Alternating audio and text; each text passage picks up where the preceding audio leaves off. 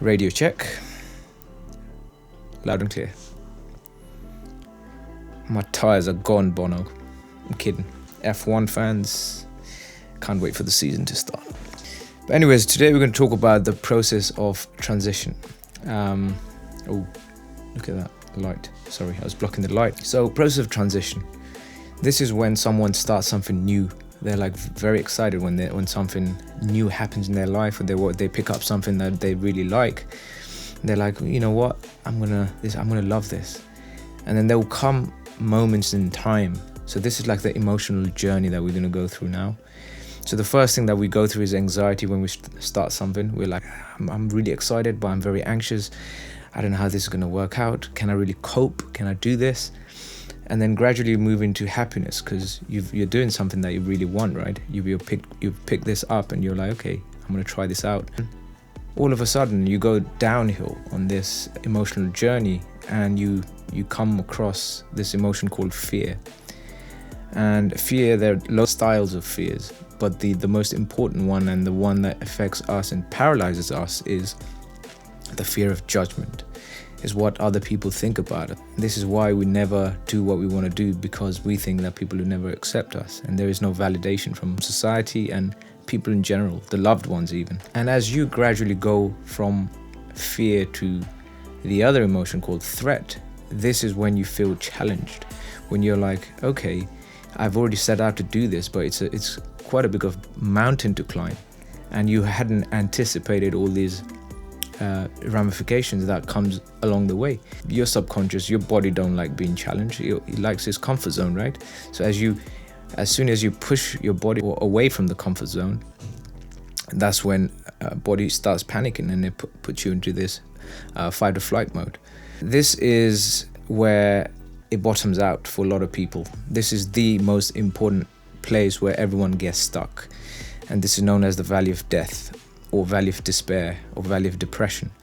As people slide down the hill from happiness into fear, into threat, into guilt, into depression or despair, this is where people get stuck. And this is when they forget who they are, and they start questioning themselves. They say, who am I? Why did I start this? What am I doing?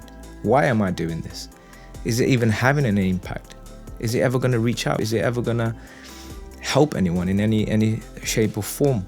And this is when you have to make sure that you're prepared for this valley of despair, because a lot of people get stuck at this valley of despair and they never climb out.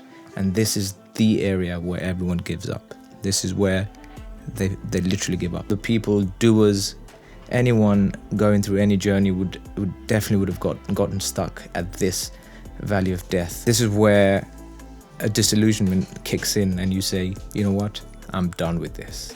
This isn't for me. And how many times have you tried something new and you've realized, oh, this is definitely not for me. I can't do this. This is definitely not made for me, and I'm out of here. And then you stopped working on it. You at least say I tried, but what you don't realize is this transition of emotion that you go through. And then as you quit, as you say, I can't do this, that is the end of it.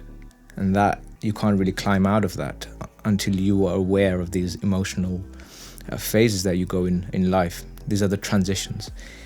But there is a way to get out of the valley of despair. The valley of death is not the black hole that you're going to get sucked into. But you can eject out of this black hole if you really want it. And there is a way out of this. And this is where you need to bring in the willpower. This is where the willpower comes in at its fullest advantage. If you've mastered it, if you have it.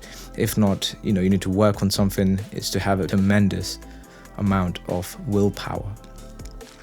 So the next emotion is hostility. This is where you're like, you know what, I don't give a crap what other people think about what I'm doing. I'm going to do it anyway. I don't care what happens. I don't care about the outcomes. I don't care about what other people are thinking, what other people are doing. I don't care what exactly happens in the future, but right now this is the decision that I'm going to take, and I'm going to move forward. And this hostility is like a bounce that you needed in life, and you get that bounce, and you gradually start accepting the fact that, you know what, this is a mountain to climb. It is not as easy as I initially planned out. It's not just rolling down the hill. You have to climb back up the hill as well. And this is where you need a lot of energy, and this is where you also need a bunch of circle of good people around you that are going to propel you forward. They're going to support you at all time, because rolling someone down the hill is easy. Pushing someone up the hill, it takes effort, and it also takes commitment and determination, and you got to be around people that are willing to do this, help you, validate you in that way. So that's why networking is key, and being around people that have the same mindset as you is important. As you move forward up the hill, the inclination is quite high from the bottom of the valley, but as you start climbing up, you realize you have the stamina to go forward. You've already planned this. This is you get this internal energy, you get this urge to push yourself forward, and you don't look back. After this, you don't have to slide down the hill. You just keep moving forward and forward and forward. It is always worth it in the end, but make sure you understand these transitions. Because if and I know there's a lot of people that are stuck in the valley of despair, you can climb out of it, no problem. There is no problem climbing out of it. You just need people around you, you need awareness of it, and moreover, you need this strong willpower to push yourself up. We could do this. And I'm going to end it and also start with a verse from Bhagavad Gita. Chapter 2, verse 47 says, "You have the right to work, but never to find the fruit of work. You should never engage in action for the sake of reward, nor you should long for inaction." So it depends how you interpret that. Boom, I think that is the end.